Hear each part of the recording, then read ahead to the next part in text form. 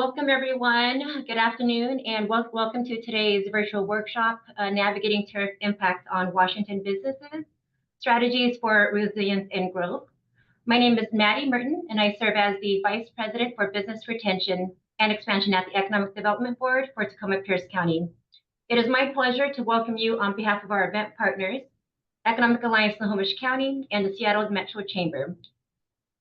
As global trade dynamics continue to evolve, businesses across Washington face new challenges and opportunities.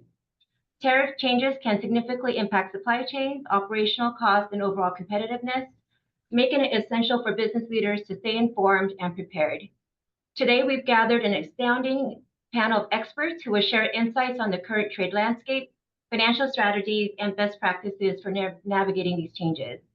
Before we dive into our discussion, I want to take a moment to thank our distinguished panelists for joining us today and for their commitment to helping businesses in our region thrive. I also want to thank all of you for taking the time to be part of this important conversation. Now I'm pleased to introduce today's moderator, Daniel Tapania, Director of Economic Development at Economic Alliance Snohomish County. Daniel will be leading the Q&A with our guest speakers and guiding us through this timely discussion. Daniel, over to you. Thank you, Maddie, and thank you to everyone for joining us today. We have an incredible panel of experts who will provide valuable insight into the evolving trade landscape and how businesses can adapt to tariff changes. I'm now honored to introduce our speakers. First off, we have Glenn Bachman, the Commission President for the Port of Everett. Glenn brings extensive leadership experience in port operations, trade, and economic development. Under his leadership, the Port of Everett plays a critical role in supporting regional trade, infrastructure development, and business growth. Next, we have Tammy Dietz, the International Trade Specialist with Washington State Department of Commerce. Tammy specializes in advanced manufacturing, clean tech, and maritime, supporting businesses and expanding their global reach and adapting to international trade policies. We're also joined by Steve Belowski, Director of Business Development for the Northwest Seaport Alliance. Steve works at the intersection of trade, logistics, and economic development, ensuring that our region remains a competitive gateway for global commerce. And finally, we have Mike Fowler, the Executive Director and Senior Trade Consultant at the World Trade Center Tacoma. With years of experience in trade consulting, Mike helps businesses of all sizes navigate international markets, regulatory changes, and business growth opportunities. Each of our speakers brings a unique perspective on trade and tariffs, and we're fortunate to have them here today. Let's get started with our discussion. I'll begin with a few questions for our panel, and then we'll open it up to Q&A. To our attendees, if you have a question, please submit it in the chat, and we'll do our best to address as many as possible. And also note that things are changing almost by the hour, so we'll have more info later on. So let's kind of kick things off with an overview of global trade trends and understanding tariff policies. So I'll lead off with either Tammy or Mike. How have the recent global trade policies evolved, and what are the key trends affecting businesses today? Mike, do you want to go ahead and start? Thank you, Tammy, and Tammy has done some good summarizing here, and so Tammy, please jump in if you have anything to add. But I'll start with a 50,000-foot view. You all remember in 2018, I think it was in June, that President Trump, during his first term, put 30% tariffs on imported solar panels, 25% on steel and aluminum and machinery from China, with several exceptions, which are now gone, those exceptions. So some of our members have been affected by that. The Biden administration kept most of those first Trump administration tariffs in place, and in May of 2024 announced tariff hikes on an additional 18 billion in Chinese goods, including semiconductors and electric vehicles.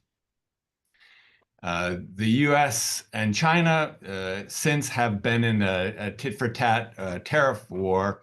China has retaliated with a number of measures, including on U.S. goods, banned exports of rare earth materials, critical minerals, and microchips and semiconductors, machinery for those production of those.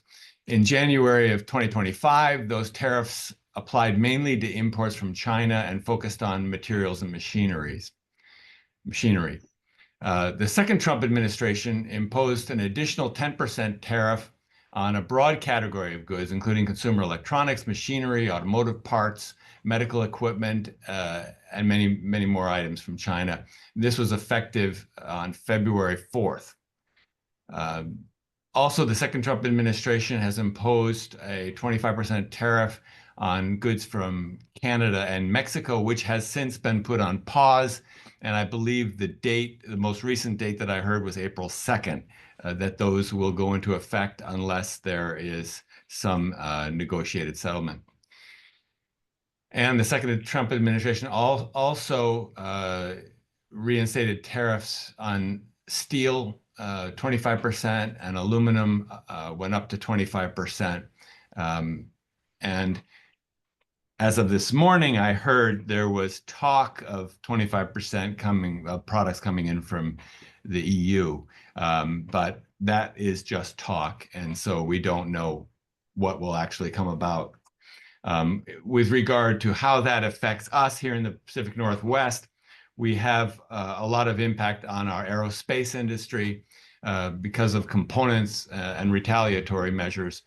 Agriculture has been affected pretty dramatically with reduced market access, and the fishing, seafoods export industry has been affected, among other industries. But in a nutshell, that is where we are, as far as I understand.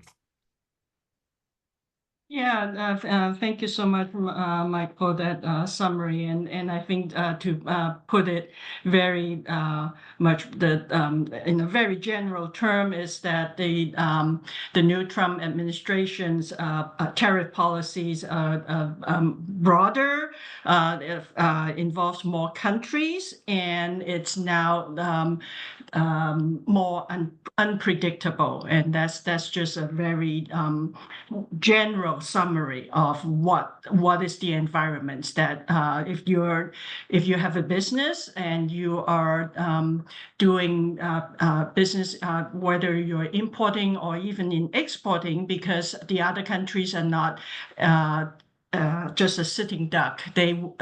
We have seen China retaliated, and what will our neighboring countries such as Canada and Mexico do is remain to be seen. So that's just we're just right now we are watching, and I can't wait to talk more about what everyone on the panel is doing or planning to do. I met with a member this morning, and predictability is what they want. His comment was, we can deal with anything, but we just need to know what it is. That's what we need.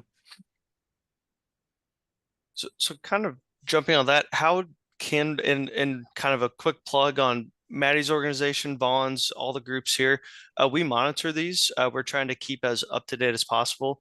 But how can businesses stay on top of this in addition to engaging with our types of groups? Jump in there. I think that businesses need to be formulating, first of all, keeping up to date on where we are with various measures. Number one, but number two, also begin formulating contingency plans, whether it's supply chain diversification or nearshoring. There are a lot of possible solutions depending on the situation. But it's I think formulating contingency plans in advance, being proactive, I think is key. Add a little bit to that. I think we're certainly in a one thing certainly is we're in a very challenging environment right now, and interesting enough, I personally believe that diversification is actually a business principle, no matter what. And we have all lived through not that long ago the COVID and disruption in in our lives and in the way how businesses are being done, and having to examine your supply chain to diversify it, or bringing some of the possible items to bring it closer to homes. These are all part of the measures that we had been living through, and I don't know if the businesses here in Washington State have in a constant review of this process.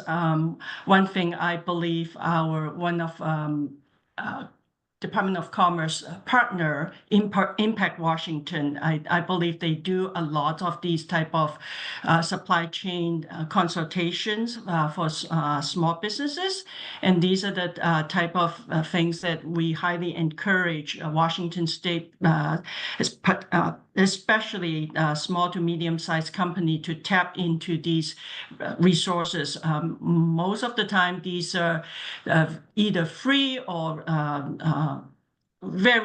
at a very affordable rate, depends on the funding source. So highly recommend people to look into those, and give a plug to Commerce closest economic development partners. In the 39 counties in Washington State, we have each county has its economic development organization that can help you to navigate this. And you guys can also come to us, of course. And so I know earlier we touched on how this is affecting some key Washington industries. I know with steel and aluminum being huge for us, especially in the aerospace front, I'm interested to see or understand a little more on how specific industries are getting affected by this, and if there's any specific examples on that front. I know I'd also love to hear from the port perspective on that, just with the import-export coming out of Port of Everett. Okay, let's see. Tariffs haven't been fully implemented yet, but it has, as it was mentioned earlier, caused a lot of decision-making pauses, which is an issue with shipping. And we're seeing that in real time. The incoming freight and those items that are outgoing have slowed down significantly already, and it adds to the effect of all of that will increase costs. This is there's no doubt about it, and we need to keep in mind that about 76% of items that are brought into Washington State international shipping ports, they're headed east to population centers in the Midwest, et cetera. And so regional ports here in Washington are more susceptible to the cargo diversion, if you will, because it goes to Canada. Again, what we see directly, because we're in some cases the employers, and others, we watch it, it affects the jobs that are down on the that are right there on the water. It affects the jobs that are mobilized and distributed. So it's a big job diverter, and it slows items down in that way. This affects every sector, every industry. The impact on the tariffs is, if it's as broad as the president has said. And let's keep in mind also that Washington is the 8th largest state exporter of American products, and that ranking will increase significantly once Boeing gets ramped up and working on the orders and the back orders that they have. So again, this is a very significant number, immediate number to Snohomish County. Yeah, and I'm happy to add on to that.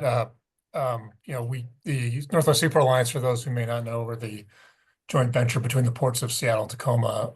So similar to the Port of Everett, in terms of handling containerized imports and exports, among other commodities. I would say, just by way of example of looking at what happened previously with regards to the impacts of tariffs, one of our concerns is the impact of potential retaliatory tariffs by other countries. And we saw that in the first Trump administration when steel and steel tariffs were placed. We had a retaliatory tariff placed on Washington State apples by India, and India was a core export market for those apples. And the impact was in 2022, export volumes out of Washington State, most of them going through our ports, went from 11,000 TEUs or 20-foot equivalents in 2018 down to just over 300. So it basically killed off the business because apples can be sourced worldwide. They're a commodity and they're very price sensitive. And not only that, Washington State exports about 30% of its apple production in general, and a lot of those go to Mexico and Canada. So, again, what will the retaliation be, and how will that impact agriculture? Because the agriculture in Eastern Washington really does rely on exporting for growth. And a couple other things we've noted. We just posted January numbers and we had a very strong January. I think some of that could be attributed to the fact that shippers are wanting to bring in goods ahead of potential tariffs. So that certainly is a factor. I don't think it's the only factor driving the strong volume, but there's has been mentioned earlier, there's a lot of uncertainty out there. And many of the regular shippers, importers, and exporters have developed strategies to, how do we, again, mitigate our risk? What is our risk? So those are just a couple of things I would point out. Thank you. So I'll kind of jump to a couple questions from the chat. And again, as those come through, send them via chat and we'll get them to our panelists. So one question is the 25% tariff on steel and aluminum going to have the across the board 25% on goods from Canada piled on top?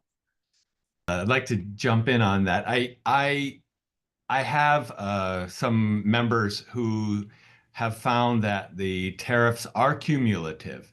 If you have a Section 232 or various tariffs do add on to each other. For example, the 10% so-called fentanyl tariff from China gets added onto the steel and aluminum tariffs. So if it's still to be seen, because that Canada tariff has been put on hold until April 2nd. But my sense from experience with other tariffs are that these are cumulative. For example, if you have a steel and aluminum tariff, and then you have, I guess, with the Canada tariff, it is because of the supposed border crossings and fentanyl coming in from Canada. So they're different reasons, and if they're two different tariffs, then they are cumulative. And then looking south of the border, have there been any projections with South America, such as Brazil, other countries in that continent when it comes to tariffs? Well, just want to remind everyone, very early on President Trump's second term, he had also wanted to put tariffs on Colombia, and which has since either rescind or put on pause. I slightly lost track of that track of conversation. Colombia is a country that has free trade agreement with the U.S. So this really throws another monkey wrench into this the world of free trade agreements that we have been encouraging companies when you start export, look into the countries that has free trade agreements with the U.S. first. And now you really have to re-examine that strategy a lot. And basically, we slightly touch on what can companies do these days in the time of uncertainties is staying extremely agile and stay informed, really keep track of what is going on. And I would also recommend identifying good custom brokers to work with. All these things, cumulative tariffs, things like that. There's also this term called first cost. For when you compute your the import tariffs. So these are really technical areas that myself is not an expert in that, even though I'm in international trade. That this is a very, very specialized area. So you want to have a good expert in this area to help you with that. Yes, Tammy, and I believe the Colombia situation was settled when they agreed to take military flights of illegal immigrants. And also, with regard to Dan's question of whether or not South America will be affected, I think that the one of the statements from the president was that he's going to look into the possibility of reciprocity. So if a country puts tariffs on the U.S., then the U.S. will put the same tariff on them.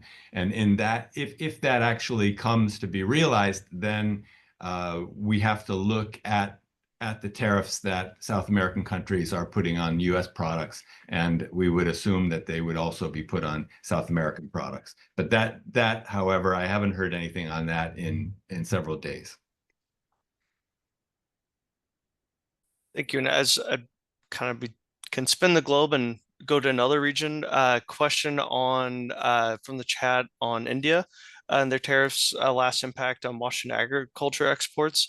Has there been any reinvestment you've seen in steel and aluminum manufacturing back to the U.S. to avoid tariffs?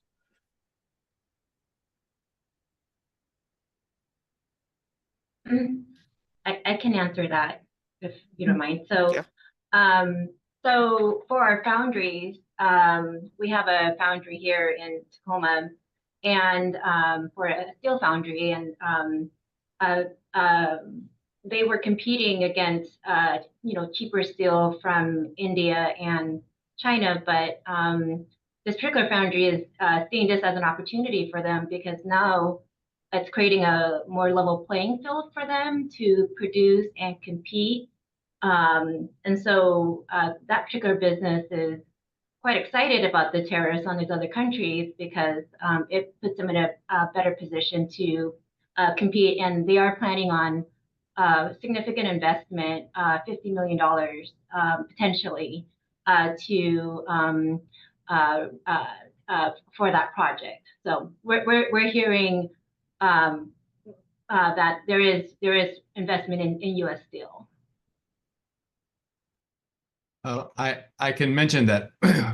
Well, first of all, I'm not an economist, and my opinions are my own and not those of the World Trade Center and our sponsors. But I have observed that amongst our members that when a tariff does go into place, such as on steel, the effect on the domestic market is for more demand for domestic steel.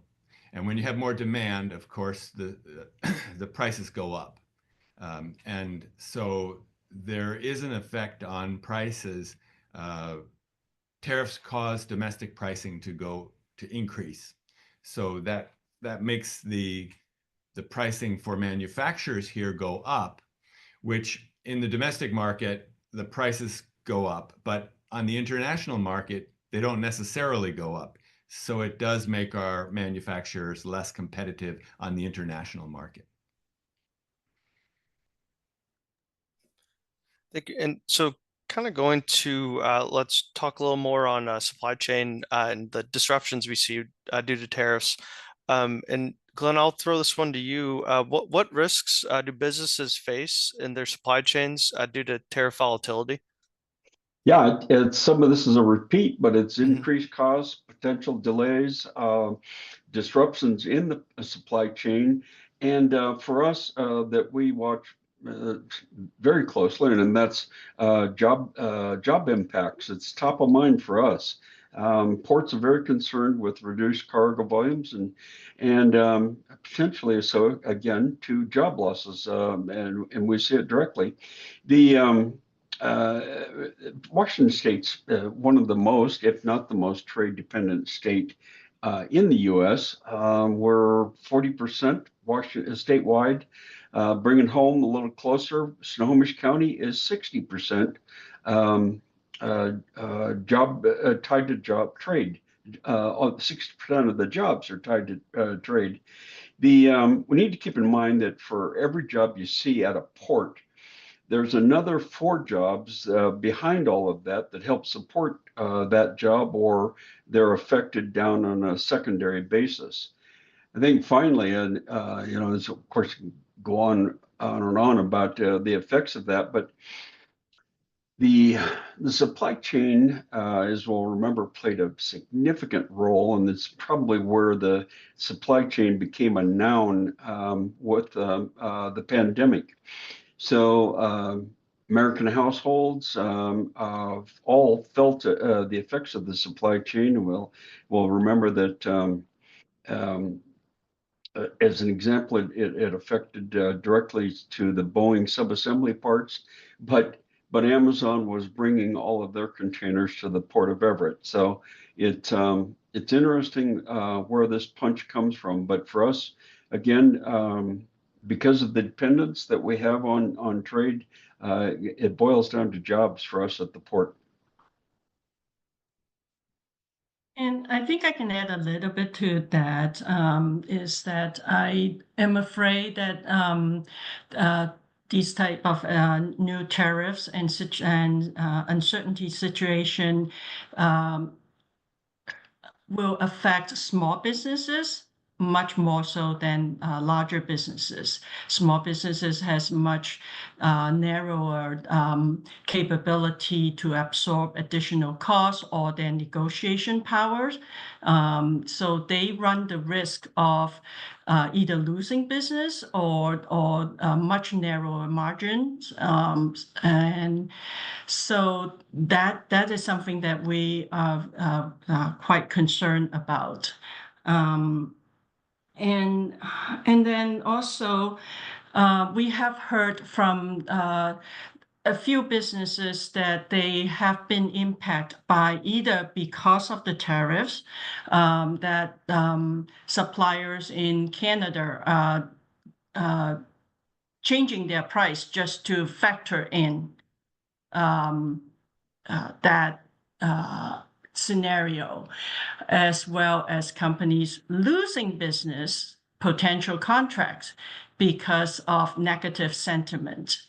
So these are real situation that is happening, and this we're talking about some of the tariffs has not even really been put in effect yet. So looking at kind of ways to reduce that impact, mitigate the risk, and Glenn and Steve, this one will probably be a good question answered by the ports, but how can businesses leverage the different programs and resources such as either tariff exemptions, duty drawback programs, or FTZs, free trade zones, just to minimize their costs? Yep, just exactly in that way. Now is a great time for the businesses to look to their ports that they're going to use for bringing in parts if they are a foreign trade zone. Like the Port of Everett, we're foreign trade zone number 85, and we directly affect the ability of Boeing to bring in parts from around the world. There's subcontractors, subparts, large parts, and they can do the assembly, bring these in without tariffs at the port of entry, They can put all of this together and then pay the duties or the taxes as the product is delivered or exported in that case. The foreign trade zone is effectively a free trade zone for a period of time. And you're not, we've, well, Tammy brought it up that all of these parts and bits are taxed or tariffed in different ways. And then we brought up the compounding of an expense coming down from Canada. So all of that can be avoided greatly with a use of a foreign trade zone. And I don't know, I don't know how many there are in the country. I forget the number, but we have several in Washington State, very valuable to our manufacturers and businesses that are doing an assembly with all of these parts. Yeah, so there's just a footnote to 11. Washington State has 11 free trade zone. Thank you. And, yeah, no worries. And I think also within these free trade zones, there probably are bonded warehouses as well. And so these arrangements can help in cash flow, when you have a large shipments coming in, if you want to not have to pay the custom duty yet until you start pulling it out of the warehouse to use it for your assembly. You can do that to delay the payment. It's perfectly legal to do so. And of course, the free trade zone would be perfect to set up some production facilities if your products will be used for exporting eventually. Save you the hassle of having to file for all these lengthy documents for getting some. I don't think they use drawback is duty drawback. That's the technical term for that. There is a number of ways to defer and reduce in a legitimate way. My only concern is that I understand the Border Protection Agency that is, in charge of the duty functions collections. It's mostly on digital forms these days, and those are very complicating stuff. And with all the changes in the tariffs, classifications and categories now, I'm not quite sure how well these things are being updated on a very regular basis. So for businesses, expect some delays. And that is very important. If you're working on just in time, add in a little bit longer lead time, even just for custom clearance. That's my personal opinion. Yeah, I can. In Seattle, Tacoma, there's Zone 5 and Zone 86, and yeah, the foreign trade zone program I've managed it for the Port of Seattle for a number of years, and it can be an effective way to delay duty payment and improve cash flow. But I would definitely educate yourself, because there are some pretty stringent requirements around inventory management. CBP does manage the program. There are some upfront costs involved. So definitely do your homework with regards to that. The ports themselves have a lot of information resources if you want to explore it and pencil it out. And we have a company in Tacoma right now that's activating a zone at their warehouse to offer it as a third-party service, because a lot of companies will set up their own warehouse as their own unique dedicated foreign trade zone. We're trying to encourage more of logistics companies to set it up as a service, because a lot of companies don't need they don't have the volume to justify a full zone on their own, but they can take advantage of it as a service with another outfit. But definitely do your homework. I have seen some reports out there that the administration is looking at the foreign trade zone program. So in terms of I don't know if they're going to limit the benefits of the program and as part of this overall review. So I haven't had a chance to dig into that, but definitely something to be aware of. And I just as a general advice for getting more information, there are a lot of industry associations out there. We are part of many of them. There's a footwear association. There's many trade associations where you can get a lot of really good information and stay current on some of these topics. So depending on what you're making or importing or exporting, I'm sure there's association out there. And if not, you reach out to us and we can put you in touch. Because I did see the question about from Brown and Haley, and this it caught my attention because it came up on one of these association meetings. From what I understand, with regards to the exceptions, they were supposed to publish a list of all the I think aluminum goods that were either subject to the new tariff or exempted. I don't know if that's been published yet or not. So I haven't seen, as of like a week ago, the specific, I think they call it the appendix or something, had not been published to really spell out which categories are on the list, which ones are not. So something, yeah, reach out to a customs broker or someone in the trade. They should be able to let you know. And you could probably, I'm sorry I don't know the website, but it should be published somewhere as well on a government site that has all that information. So hopefully that helps with the question. Also, the Port of Everett, and it's upcoming, but we've held Foreign Trade Zone 101 courses or panels, if you will, and so we do have we invite a broker to do some speaking because, as it was just mentioned, there's some complexities. We also invite the Border Patrol to explain exactly what to expect when your goods are coming in.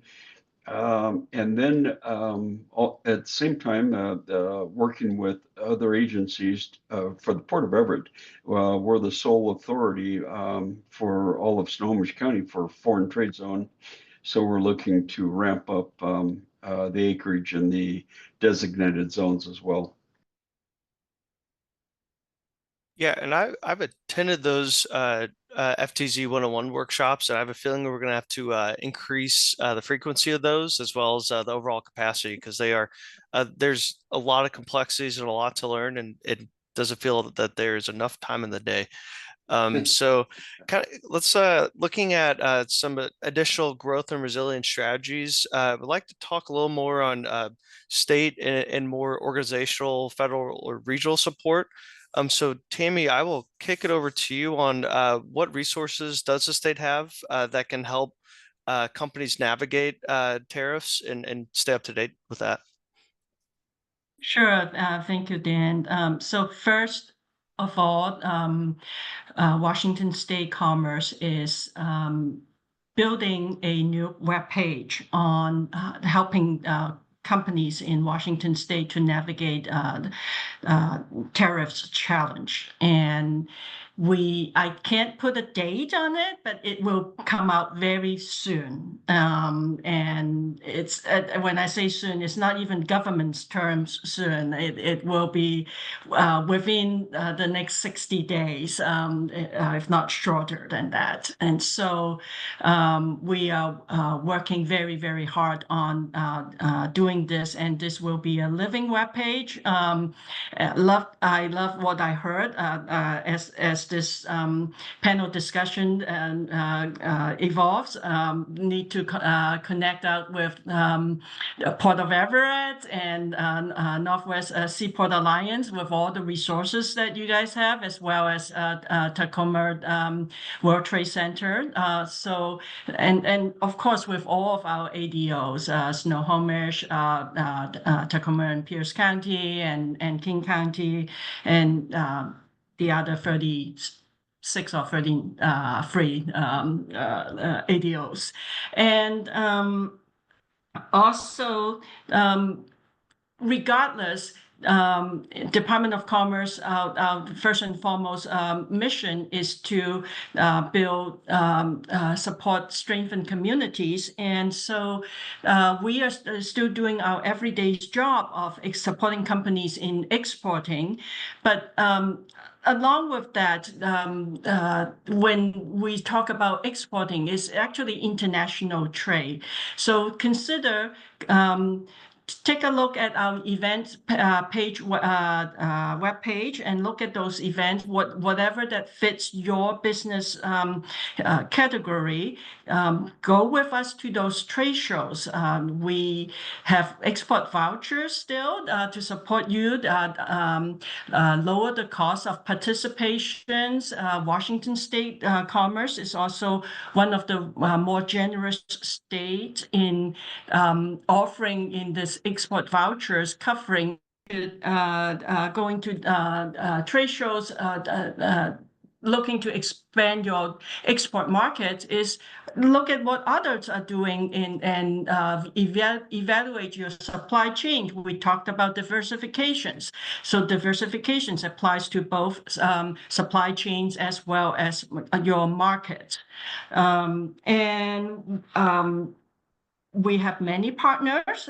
Department of Commerce takes a village to do something good. And so in addition to our ADOs, Economic Development Organizations, and in every county, we have a very close partner called Export Finance Assistance Center of Washington. I will share the website with Dan and Maddie and Fawn, and all of our ADOs, so that you are aware of this organization. They do a lot of export related topics, workshops, webinars, but most importantly, on March 19th, they will have a webinar also on tariffs. And it's going to be more technical than us folks here talking about. And Department of Commerce will also send out surveys to businesses. We want to hear about your challenges, and to echo with other speakers had already mentioned. Go as a group. If you whatever industry you are part of, find out there's an industry groups and you can work together. We are not too sure how does the U.S. trade representatives are handling exemptions on tariffs in this second Trump's term, but it's no one has heard that they are not doing that, but go as a group will do a lot more benefits. So these are just a number of measures, and commerce is still. We have myself as a international trade specialist for clean tech, advanced manufacturing and maritime. We have Joanna in aerospace, Julie in technology, Carl in life science, and I'm forgetting what other things he does. So and Nicole and Colin. So we have a strong team that support you. If you have any questions, contact us. We will link you with the subject matter expert to support you. And that's really my message. Awesome. Thank you. And on the topic of partner organizations, Mike and Steve, I'd love to hear kind of how World Trade Center in Tacoma and the Northwest Seaport Alliance are supporting businesses with trade issues. So, Mike, I'll lead off with you. Great. Well, first of all, I want to say that with regard to exports, there will be likely retaliatory tariffs coming in, which means our members need to diversify their export markets. And in that case, frankly, the World Trade Center, we work in partnership with organizations like the Washington State Department of Commerce and the Small Business Administration, as well as the U.S. Commercial Service. All of our partners, there is so much out there for that purpose. With regard to imports, there's less government assistance available for that. But the World Trade Center, we understand that in order to manufacture, you need components, and those components need to be imported. So we right now, and even in the last week, I've spoken to more than half a dozen of our members who are having challenges, and a lot of times what we do, our first, the number one solution is supply chain diversification. And oftentimes, for example, we have fence posts that are being hit with 60% tariffs coming in from China. I believe that we can get them manufactured in Vietnam and get a 25% tariff rather than a 60% tariff. We have steel drilling pipes, which are the same situation. We have shoes and clothing, similar situation. We have one, I spoke this morning with a manufacturer of sophisticated machinery that they've designed and had manufactured in China, which is not easy to move elsewhere. There's a lot of costs involved, a lot of development costs, and working closely with the manufacturer. So their manufacturer will probably move its production, if necessary, to Malaysia. Remember, we have the RCEP, Regional Cooperative Economic Program, was it? The RCEP is a multilateral trade agreement in Southeast Asia, which allows for transit of components and the like without paperwork. It's quite efficient. Supply chains in Asia are uninterrupted, as they are when you try to bring supply chains, for example, here to the U.S. But supply chain diversification is the number one. We've also had a member who's bringing in PVC pipe and maybe re-exporting. And in that case, it's good to hear from Steve that there are possibilities to put it in bonded warehouses or FTZ warehouses, so for re-export without having to pay tariffs. So that's an option. There's other companies that we're still trying to figure out solutions to. Interesting article on the front page of the Kitsap Sun about safe boats, which is here in Tacoma as well as in Bremerton. They're being hit all around in various ways, but eventually businesses are very malleable. We figure out how to maneuver, and that's a large part of what we're doing here at the World Trade Center, is working with our members to figure things out, come up with a solution. From the Northwest Seaport Alliance perspective, I mean, we are, my team, and we are very focused on just facilitating containerized international trade. How do we support import and export supply chains to make them efficient and consistent?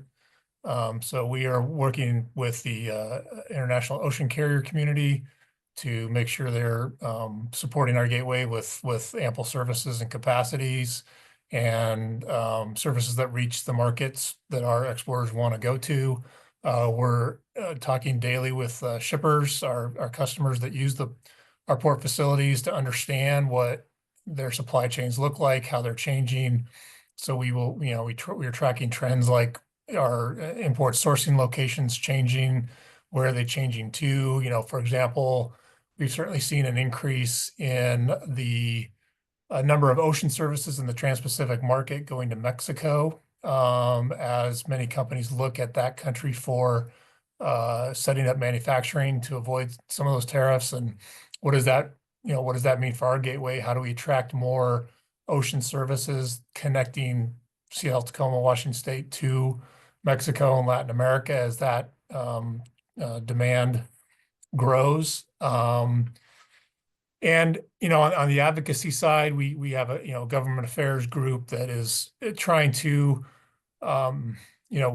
we try to educate our stakeholders, educate our community as to the value and the impact of trade on our community, on our economy, the jobs that are generated, and how, what tariffs can mean, in terms of impact to businesses. I've shared a couple examples, so we try to provide that voice in many respects for our customers to help folks understand the impacts of some of these things that are occurring. So, but really, it's more focused about how do we provide, make sure our gateway is efficient, cost effective, so that trade can grow and thrive here in Washington. Dan, there's one thing I wanted to add that we haven't talked about it yet, but there is a tariff exemption process. And if you have if you cannot get the quantity or the quality or domestically, for a product, for a component, for example, then you can apply for a tariff exemption. And there is a process, an application process. And if people are interested, let me know. And if I could, I meant to mention earlier, just if you don't mind, real briefly, just another thing that really, especially the small businesses should be tracking is all the energy around what's called de minimis. And so for those who may not know, de minimis it's a rule that allows shipments to be brought into the country that if the value is $800 or less, they're not subject to duty payments. They're not subject to the normal clearance processes. And the Trump administration, basically, they put out an announcement that they were going to disallow that activity. I think it's been postponed for the moment because logistically it wasn't going to, that activity couldn't, it wasn't realistic to just stop it. But that's, I think, a significant deal because we've seen businesses basically set up their business model to use de minimis and if that's not available, that will create more costs because you'll then have to clear them. You'll have to pay the duty on these small packages. Frankly, for us in Washington State, we've seen this de minimis as a threat because it's allowed companies to import through Canada, through Mexico, unload the containers into these small packages and bring them across into the U.S. And it's avoided moving the cargo through our ports, which we'd prefer. So, that's something we've been watching very closely and just something that folks should be aware of in case you're using it as part of your business or planning to. We're not sure where that's going to go, in terms of will that ban on de minimis actually occur or not, but it's just something that folks should be paying attention to. Yeah, Steve, let's give the audience a picture on that. This is where a container that's 2 or TFE equivalent. So there's 40 feet of container, now sometimes 52 feet of container with a bunch of items in there that's retail and trade items and machinery, etc. And they'll bring it into Canada, lay it down on a parking lot somewhere. And then to Steve's point, they bring them out one piece at a time at a value that's under that $850 and drive it down into our borders. So they've avoided a number of our not financial system, but taxing systems for all that we have to do to protect our borders and the Border Patrol, Customs, etc. All of that is bypassed through this very tricky maneuver, and then jobs lost as well. Thank you. And I know we are just past our 5-minute warning. I think we could probably talk more tariffs for another couple hours, and as things develop, keep talking. But with that, that'll wrap up our Q&A session for today. I want to thank our panelists for sharing insights, as well as to the audience for putting questions in. To close out today's program, I'd like to hand it over to Vaughn Taylor from the Seattle Metro Chamber. Thank you, Dan. And as you mentioned during your talk and moderating to us, is a great job that just navigating the complexities of global trade and the evolving tariff policies is no small task. So The knowledge shared today to help businesses across the state to stay informed, stay adaptable, and stay competitive has just been amazing. So it's been a pleasure to be a part of today's discussion. I'd like to just thank our event partners, Economic Alliance Snohomish County and the Economic Development Board of Tacoma Pierce County for collaborating with Seattle Metro Chamber to bring this important conversation to the business community. So with all the attendees here, we just appreciate you taking the time to join us. We hope we leave the day with some actionable strategies and a clear understanding on the resources available to help businesses navigate trade challenges and to seize new opportunities. If you have any follow-up questions and need just any additional support, don't hesitate to reach out to any of our organizations. And most important, just be on the lookout for more of these future workshops like this in our region, because this is an ongoing conversation. So with that, enjoy the rest of your day.